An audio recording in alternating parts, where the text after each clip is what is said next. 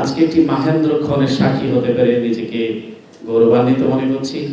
এবং সিলেটের মানুষের একটা দীর্ঘদিনের দাবি ছিল যে সিলেট একটি আন্তর্জাতিক মানের বিমানবন্দর হবে এবং সেখানে বিশ্বের সমস্ত নামকরা জাহাজ কোম্পানিগুলি আসবে, মানুষের সুবিধা হবে, যারা প্যাসেঞ্জার হিসেবে যারা আসেন তারা যাতে একাধিক অপশন তাদের থাকে। এটা যেমন একটা মানুষের দাবি, ঠিক তেমনি এই বিমানবন্দরটিকে একটি আন্তর্জাতিক মানের, কার্যত আন্তর্জাতিক মানের বিমানবন্দর হিসেবে দেখতে চেয়েছেন সিলেটবাসী। এবং আপনি মাননীয় উপদেষ্টা, আপনি হয়তো জানবেন, এই বিমানবন্দর বাস্তবায়নের জন্য অনেক আন্দোলন হয়েছে, অনেক হরতাল হয়েছে সিলেটে যাতে আন্তর্জাতিক বিমানবন্দর হয়। এবং কারণ আপনি জানেন যে সিলেটের, বাংলাদেশে আমরা যেটাকে নিয়ে খুব গৌরব অনুভব করি, আমাদের অর্থনীতি সমৃদ্ধ, আমাদের রেমিটেন্সের কারণে। এই রেমিটেন্স যোদ্ধাদের সবচেয়ে বেশি একটি বিশাল অংশ এই সিলেট থেকে।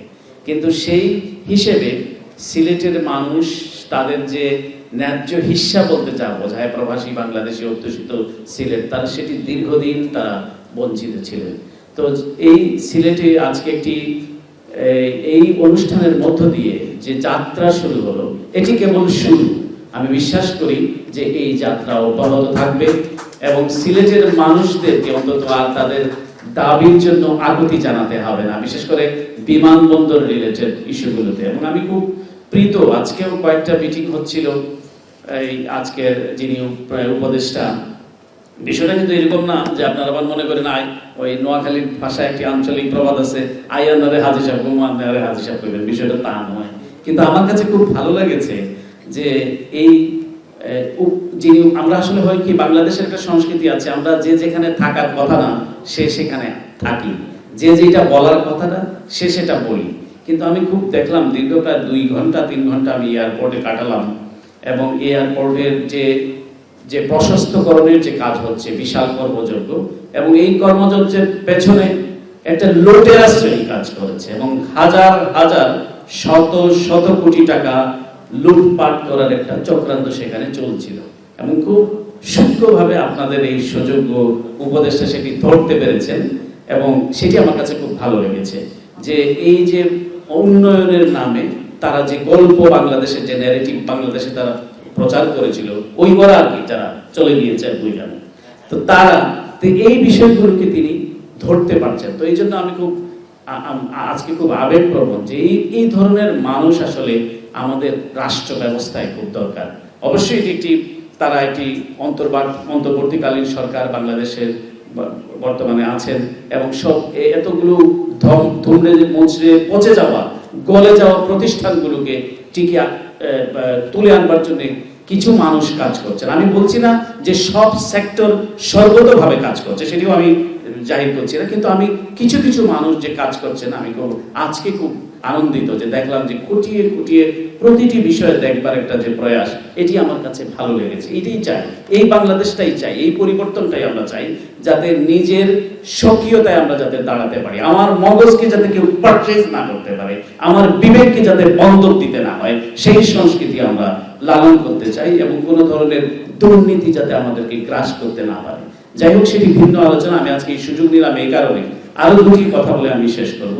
সেটি হলো যে এই যে আজকে যে কর্মযজ্ঞটি শুরু হলো, এই যে বাংলাদেশের মানুষ এই যেরকম চায় যে আমরা নিজেরা নিজের পায়ে দাঁড়াবো, এই মালামালগুলি কিন্তু পরিবহন হতো আরেকটি দেশে, বাই রোডে যেত লরি করে, সেখান থেকে গিয়ে এই কার্গো প্লেন দিয়েই কিন্তু ওই ইউরোপে যেত, স্পেনে যেত। এখন যেটি হচ্ছে যে সেই দেশে আর যেতে হচ্ছে না, এখন বাংলাদেশেই এই কার্গো প্লেনটি আসছে এবং তারা সপ্তাহে সিলেট থেকে অন্তত 2টি ফ্লাইট তারা চালু করবে। আমি ধন্যবাদ জানাতে চাই those who are here from Massier International or Glacier today's auspicious occasion, who are representing today. So I expressed my deep gratitude to you who make this happen, this beautiful work, and we are proud. And obviously we will be with you in any circumstance.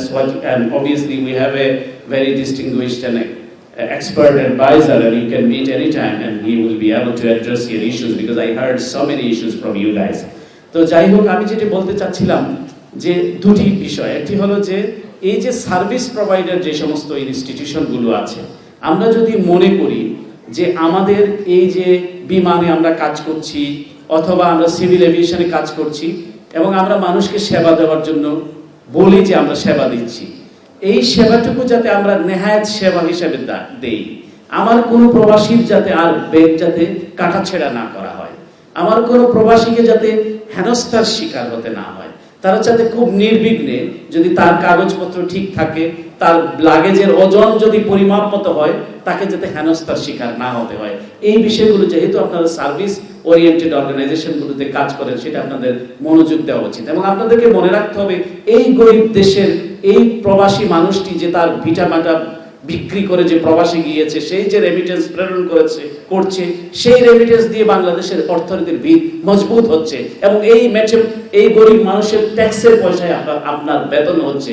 সুতরাং সেই দিকেও আপনার নজর রাখতে হবে যে সবসময় আমি ঊর্ধ্বতর ভাববো এবং কাউকে অধস্তর বলে আমি তাকে তার অধিকার থেকে বঞ্চিত করবো, এটি হবে একটি বড় বৈষম্য, সেটি দূর করতে হবে। দ্বিতীয় ব্যাপারটি হলো আপনাদের জন্য, মানে যারা আমাদের সিলেট, আমরা যারা সেবা গ্রহণ করি, বাংলাদেশে একটা অদ্ভুত সংস্কৃতি আছে যে আমরা সবসময় একটু প্রিভিলাইজড হইতে চাই, একটু ভিআইপি ভাবি। এটা খুব আজকে আমি অন রেকর্ড বলতে চাই, এই যে সিলেটে আমরা দেখি যে ভিআইপি ব্যবহার করার একটা প্রবণতা। প্রথমত এটি হলো যে আপনি যখনই আমি ভিআইপি, আপনারা যারা মানুষের জন্য কাজ করেন, তো যারা রাজনীতি করেন, যখনই আপনি নিজেকে ভিআইপি করলেন, তখন আপনি সাধারণ মানুষ থেকে নিজেকে বিচ্ছিন্ন করলেন। দ্বিতীয় ব্যাপারটি হলো যে আপনি সেখানে এন্টাইটেল কিনা, সেটা আপনার একটু ভাবা উচিত। কারণ আপনার কারণে যখনই আমি নিজেকে একটু প্রিভিলাইজ দিতে ভাববো, তখন সাথে সাথে কিন্তু আমি 5 জন মানুষকে পেছনে ফেলে দিলাম, কারণ আমাকে এন্টারটেইন করতে হবে 5 জন 7 জনকে পেছনে ফেলে। সুতরাং আমি এটি অনুরোধ করব যে আমরা যে সমতার কথা বলি, আমরা যে ইকুয়ালিটির কথা বলি, আমি যাতে নিজেকে উপরতলার লোক না ভাবি, আমি যাতে সবাইকে আমার অবস্থানটা যাতে আপনার মতোই ভাবি, তাহলে পরে যে অসঙ্গতি হয়, বিশেষ করে এই সার্ভিস প্রোভাইডাররা যে সমস্যায় ভোগে, সেই সমস্যাটি তারা ভুগবেন না। তো যাই হোক, আজকের এই সুযোগে এই কথাটি বলতে চাই যে বাংলাদেশ একটা নতুন বাংলাদেশের কথা আমরা বলছি, একটি নতুন বাংলাদেশ আমরা দেখতে পাচ্ছি এবং বাংলাদেশের মানুষের সৌভাগ্য যে নোবেল বিজয়ী অর্থনীতিবিদ প্রফেসর মোহাম্মদ ইউনূসের মতো একজন ইন্টারন্যাশনাল ব্র্যান্ডকে পেয়েছে। এই ব্র্যান্ডকে যদি আমরা কেশ না করতে পারি, প্রফেসর ইউনূসের কোনো যায় আসে না, কিন্তু এই ব্র্যান্ডকে যদি আমরা ইনকেশ না করতে পারি, এটি আমাদের জন্য দুর্ভাগ্যের কারণ হবে। এবং তিনি এসছেন বাংলাদেশকে এই মানুষের আমানতদারি ফেরত দেওয়ার জন্য। অবশ্যই এটি একটি অন্তর্বর্তীকালীন সরকার, মানুষের যে দীর্ঘ 15 বছর যে ভোটাধিকার লুণ্ঠিত হয়েছে, সেই আমানতদারি যাতে প্রতিষ্ঠিত হয়, মানুষ যাতে ভোট দিয়ে তার প্রতিনিধি নির্বাচন করতে পারে, তার জন্যই প্রফেসর মোহাম্মদ ইউনূস এবং তার মন্ত্রী পরিষদ, তার উপদেষ্টা পরিষদ কাজ করছে। এবং এই কাজের প্রতি সর্বাত্মক সমর্থন আমাদের থাকা উচিত, আমার অন্তত থাকবে।